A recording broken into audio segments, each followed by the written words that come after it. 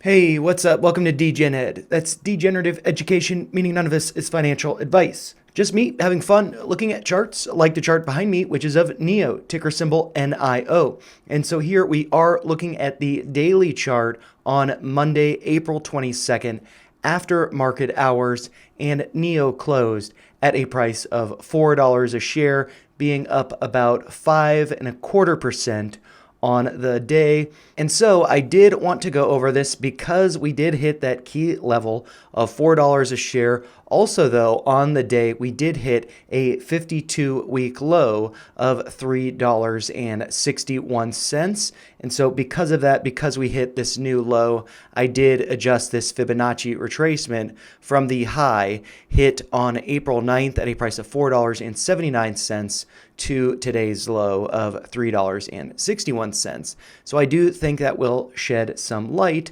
on, where the stock could be going and, levels that it needs to hold. And so there are a couple things about the chart that look good and potentially worrisome.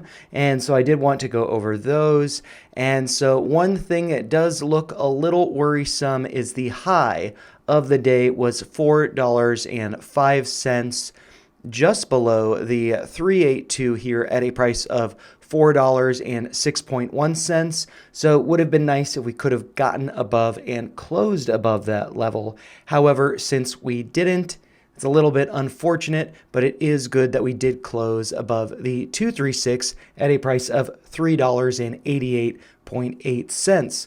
Hopefully we can hold above that level and start to move higher, getting above the 382.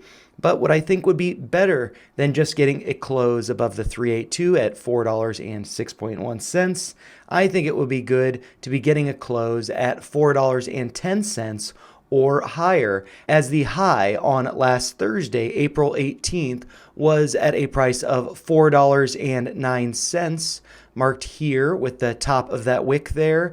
And so, that is really kind of the cap of this consolidation that we're currently doing. So I do think it would be really good for Tuesday's close to be above $4.09. So, really looking at $4.10 or higher, maybe getting up to the 50% retracement at a price of $4.20.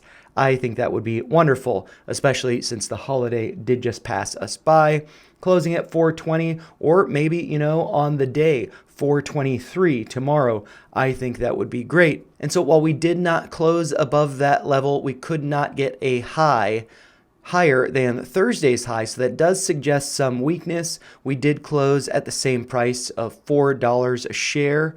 So, those are some things that do make me a little concerned about the stock, but some things that do stand out as pretty bullish. One being we got this massive bullish engulfing candle on the day, Monday, April 22nd, fully engulfing all of the trading that took place on Friday, April 19th, and nearly engulfing the prior four candles, since the close was at the same close, the same price as on the 18th. Didn't really engulf that candle, but it did engulf the two prior candles. So I do think that is pretty good, showing a lot of strength. And one thing in the chart, specifically the RSI, that you may notice is that, just on the short time frame, the past 5 trading days, we have put in a higher low in the RSI, whereas with the stock price, we have put in a lower low. And so that could suggest a lot of strength.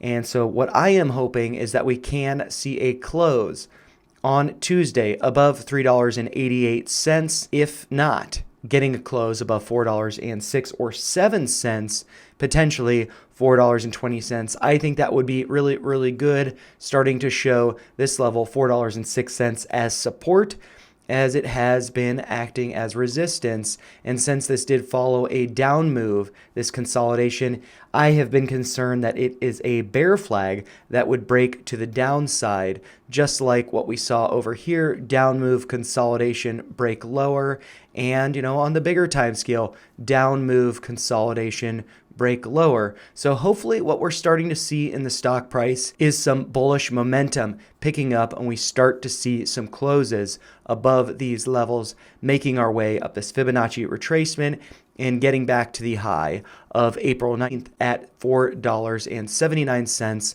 which does seem to correspond pretty nicely with the low that was hit on March 5th, marked by this red line at $4.78. And one thing that was pointed out to me in last week's video was the potential to go a lot lower. So I did want to point that out because, it is quite possible this is a bear flag. It does break lower. And somebody pointed out a gap that needs to be filled, potentially needs to be filled to the downside. But in order to show you guys that gap, I do need to take quite a step back in time, and that is based on this blue line here. There's a very small gap around the lows over here, might be the all-time lows, I'm not exactly sure, hit on October 2nd of 2019 at a price of $1.19. And so shortly after that, there was a little gap formed. Somebody said $1.42. I found one at $1.43. So we had the close on October 30th of 2019 at a price of $1.43.